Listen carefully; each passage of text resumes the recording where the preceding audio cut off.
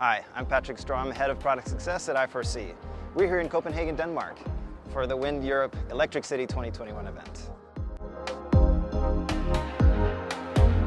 We're here to meet existing customers, meet old friends, meet new faces, and keep our finger on the pulse of what's going on in the industry today and the people who are directly supporting the transition. So let us bring you inside and give you a look behind the curtain at what's going on in the wind industry today.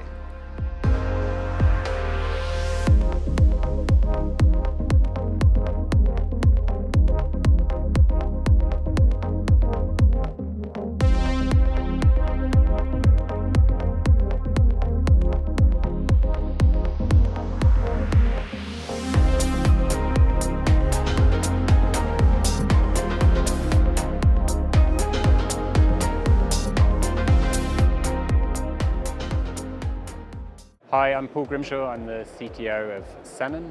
We work in optimizing and operating offshore wind farms through software. So what brings us to Copenhagen?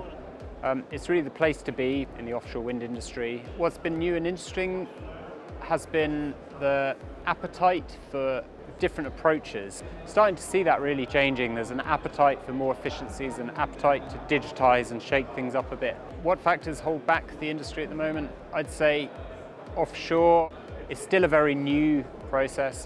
Like in the control centers, they're still figuring out really how to really efficiently run an operation. There's a lot of moving parts, different contractors, vessels, people, weather conditions. A lot of that's still very much hand cranked. You've got people with spreadsheets moving stuff around. You've got an SAP system somewhere in the back office. There's no real coherent system to run the whole aspect. And for example, if weather data, when the turbines are down due to weather conditions, is often just excluded from contractual KPIs. So doesn't even show up on the radar of how efficient your wind farm's running. You'll see situations where teams will come into work, they'll look at the forecast, they call off all the work for the day. You've got hundreds of thousands of euros potentially lost production because those turbines aren't being fixed or restarted, just due to one person's call on the weather. That's where we are really focusing on with our weather tools, is being able to predict and measure and see where those windows are and making sure you're making maximum use of them, but also reporting and quantifying the time that you lose due to weather and making sure that's very, very clear to everyone in the management. But I think a lot of talk on optimization often sits with power performance, and of course you lose significant power for underperforming turbines. But what we've seen is a lot of energy is lost due to just inefficient planning and use of resource rather than pure performance.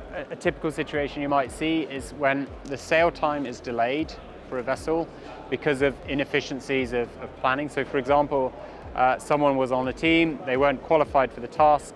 Another example might be that a restriction wasn't actually noticed. For example, they couldn't use the lift. That actually results in a delay to sailing. How that can become a worse situation is if, for example, you only had a small weather window, that ship won't sail at all that day then because they've missed the window, which can result in a 36, even longer delay if the weather doesn't come in. And that small mistake can then end up in a significant loss. So it's so important that you operate efficiently, don't miss the start of the window. You know when the window is as well, so you can make maximum use of it.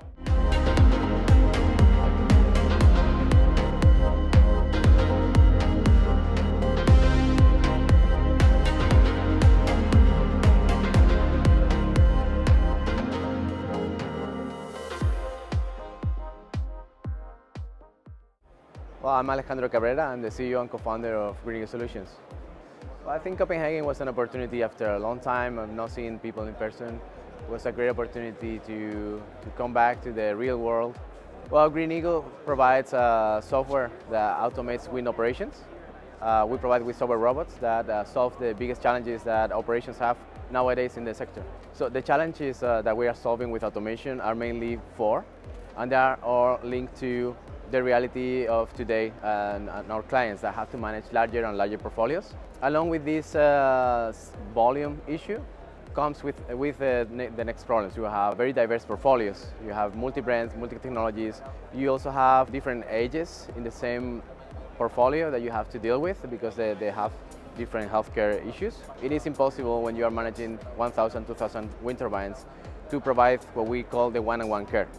That's what we're aiming for with automation. The other challenge is compliance. More and more, the trend is that you need to comply with BAT regulation, noise regulations, and that's something that legacy SCADAs, for instance, don't usually cover. So you need to solve this issue somehow. The easiest way to do it and the most cost-effective way is to do it from the control room with our software. And the fourth one is to actually connect all these technical issues with the markets. You do the best for your assets, but also you do it the best for your investment. And that's very important to connect these two worlds, the financial and the technical aspects of your daily operations. Of course, we had great business cases. The most known one is RWE. They were managing 500 megawatts in Spain. They needed to operate double the fleet, but the control center was doing a great job, but at the same time was a dimension for 500, obviously. So with our software, they were able to multiply by 2 the fleet that they were operating, not only without compromising their service level agreement, but also reducing the response time, increasing availability, and increasing the production in the end. Yeah, well, I cannot imagine anyone that is not interested in automation, because in the end, it's all about taking repetitive tasks that we have to do no matter what, or someone has to do. Obviously, since it's automated, you can take into account a lot of parameters that is humanly not doable. But I understand there's a natural feeling that goes against automation. Basically, the sense of losing control.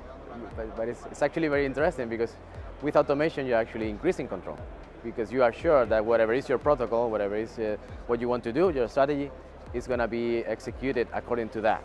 I like to say that it's addictive, because there's something that activates this spiral of automation that you don't stop anymore. You are like, okay, so if we have done this, can we actually take into account that this specific turbine just changed the gearbox to apply a different protocol for this specific wind turbine?